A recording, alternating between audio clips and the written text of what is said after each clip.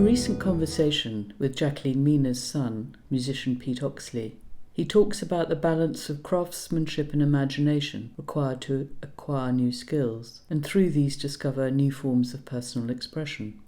These two words encapsulate for me the art of goldsmith Jacqueline Mina, who has crafted an innovative 50-year career in dialogue with gold.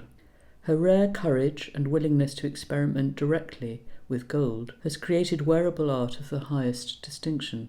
In addition, through her poetic and masterly handling of the material, Mina has created objects that are not only resonant to handle and to wear, but that reconnect us to the deep history of gold as an expression of human culture. She remembers regular drawing trips as a silversmithing student in the 1960s at Hornsey College of Art to the British Museum. As she says, if you go into a gallery in which sit some of the great gold treasures of the past, Etruscan pins, for example, they tend to draw your eye and attention. This was her first encounter with gold.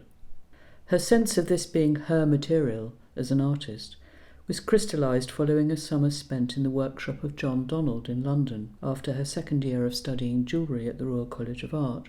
She remembers a German craftsman sat next to her workbench, leaning over and showing more improvisatory ways of handling a detail of making. Donald, she says, was an important figure for many jewellery students at the time, as he was directly involved in making works as well as designing them. Jewellery had superseded silversmithing, as her RCA tutors at interview had suggested it, as something more suitable to a female student, and Mina, anxious to join the RCA, quickly agreed. Discussions on drawing, Mediterranean culture and music all thread through any conversation with this artist. She is part of an artistic partnership in life and art, married to the Greek Cypriot painter Michael Minas. This partnership, and a memorable trip to Athens, nurtured her love of Cycladic figures, so well represented in collections such as the Galandris Museum.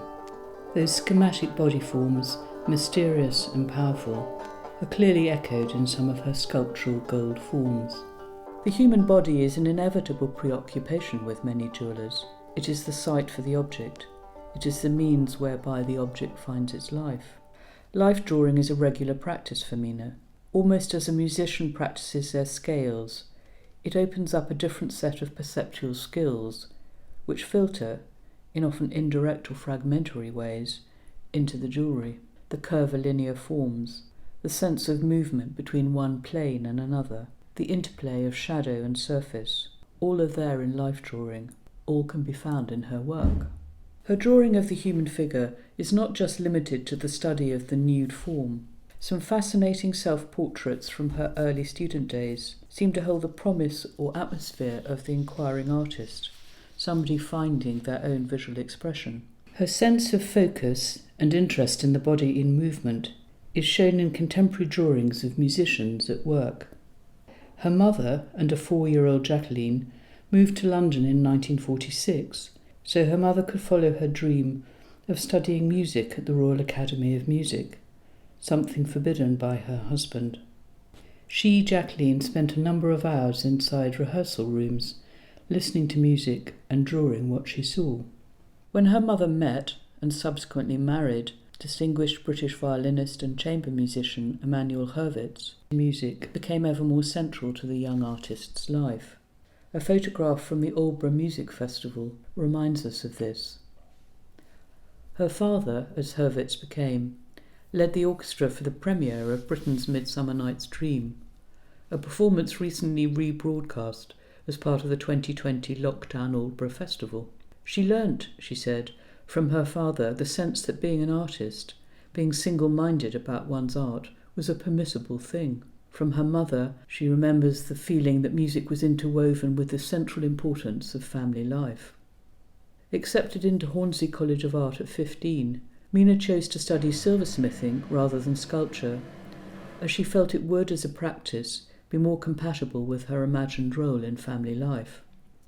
Her second subject at Hornsey was embroidery. The subtle textures and tones she achieves across the gold surfaces, variously achieved by controlled melting, roller imprinting, platinum fusion inlay, oxidization, hint at this study of embroidery. A particular series were inspired by a study of Fortuny fabrics in museums in Venice. Her first workshop was a studio shared with Michael in their flat.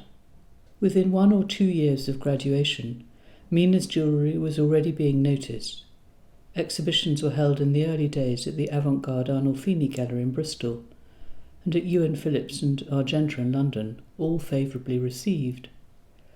Clients included the actor Warren Mitchell and the conductor Daniel Barenboim.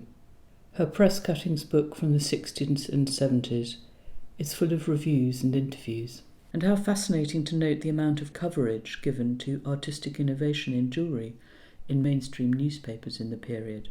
A review by the design historian Fiona McCarthy in The Guardian from this time captures something of the sense that innovative jewellery was on the up, as well as grounding it thoroughly as a story of women.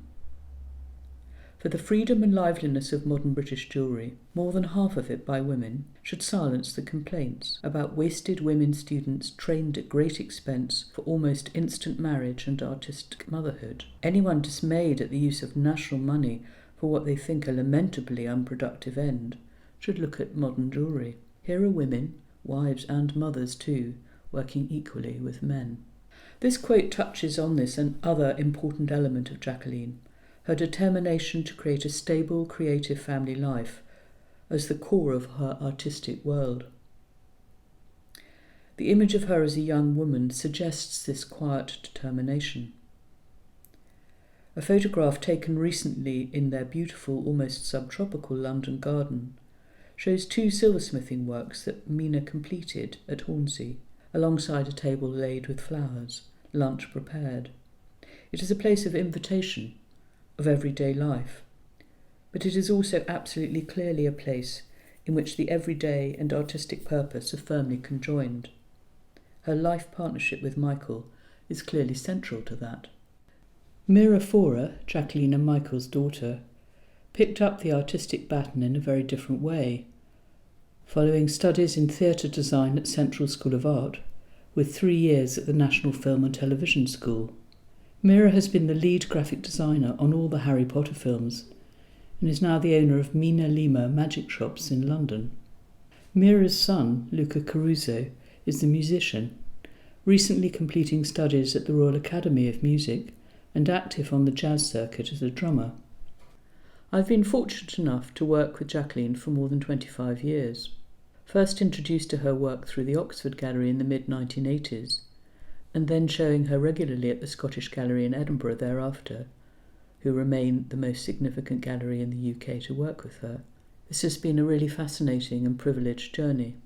She's one of only 5 living jewellers to be given a solo show at the V&A Museum in 1985, and the museum owns several of her works, as do the Goldsmith Company and the Cooper Hewitt Museum in New York. We worked together on her retrospective show, Dialogues in Gold, at the Goldsmiths Hall in 2011, and remain in close touch. Hers is a lyric voice. Her work, when sitting in a museum or gallery showcase, whispers rather than shouts.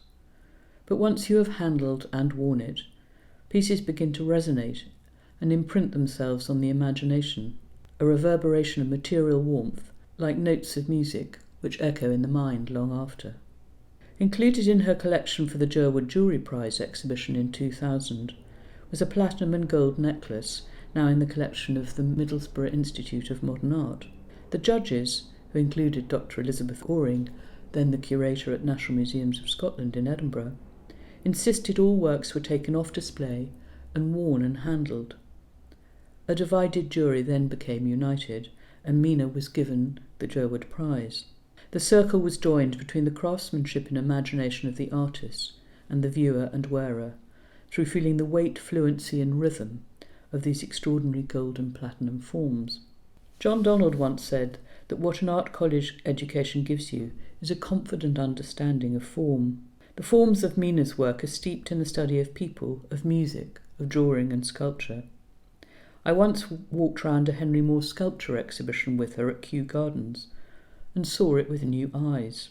My imagination was lifted to look at the edge, the way a form occupies space, the serpentine line that moves your eye across the sculptural mass. This is how I see her work too. Sculptural form of great intensity, but distilled to the most life-enhancing jewellery of modern times. Through wearing her work, we too enter a very different dialogue with gold.